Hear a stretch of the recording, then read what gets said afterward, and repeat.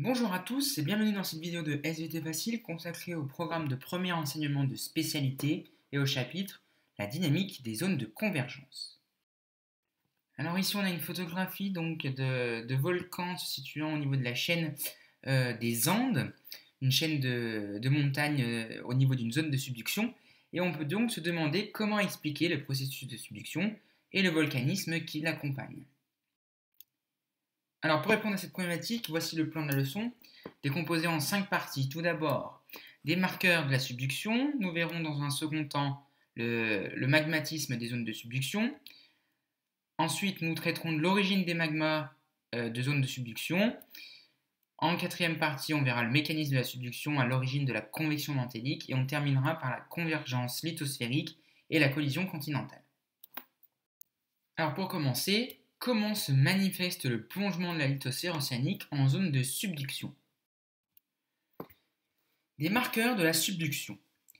Les zones de subduction sont des frontières de plaques convergentes au niveau desquelles une plaque lithosphérique océanique plonge obliquement dans la sténosphère sous une autre plaque océanique ou continentale.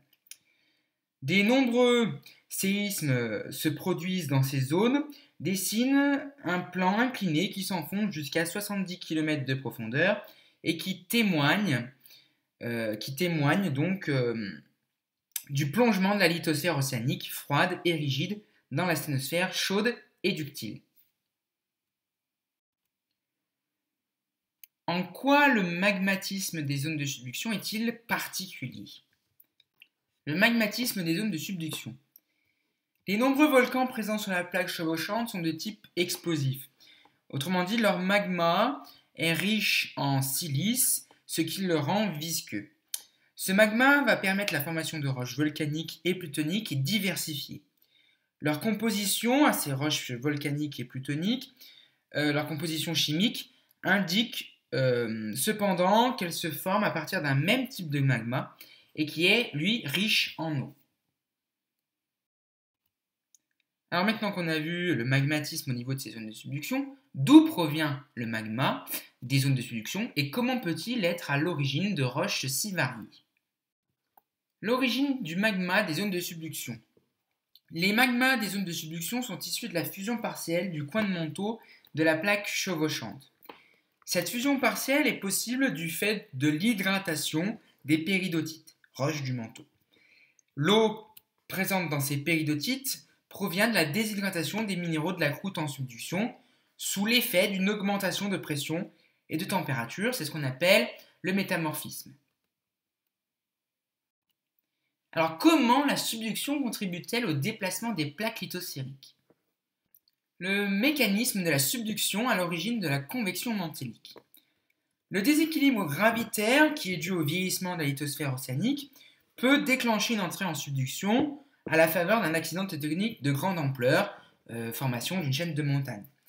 L'augmentation de la densité, accentuée par le métamorphisme qui se produit lors de la subduction, est le principal moteur de cette dernière.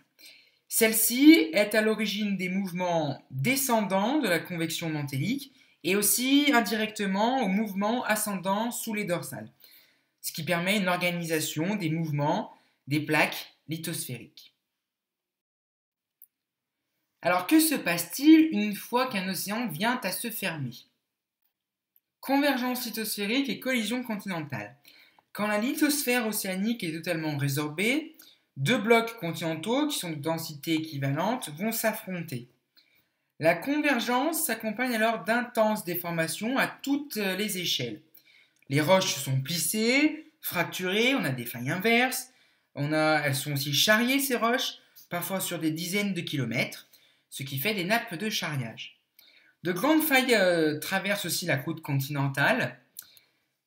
Elles séparent des blocs qui se chevauchent les uns sur les autres, et donc elles permettent un écaillage et une surrection des chaînes de montagnes. C'est par cet écaillage crustal que l'on explique aussi donc la création de relief et aussi la présence d'une racine crustale sous les chaînes de montagnes.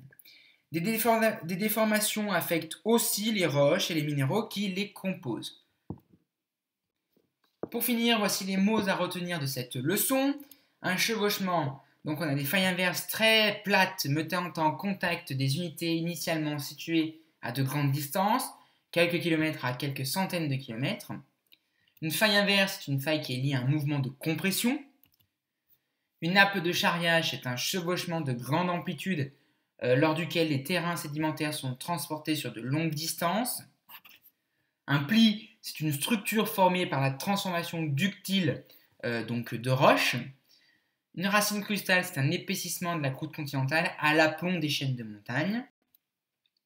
Le volcanisme, c'est l'ensemble des manifestations volcaniques et des phénomènes qui s'y rapportent. Zone de subduction, c'est l'enfoncement de grande ampleur d'une portion de lithosphère sous une autre. Merci pour votre attention et dites-vous bien que les étés, ce n'est pas si difficile. À très bientôt.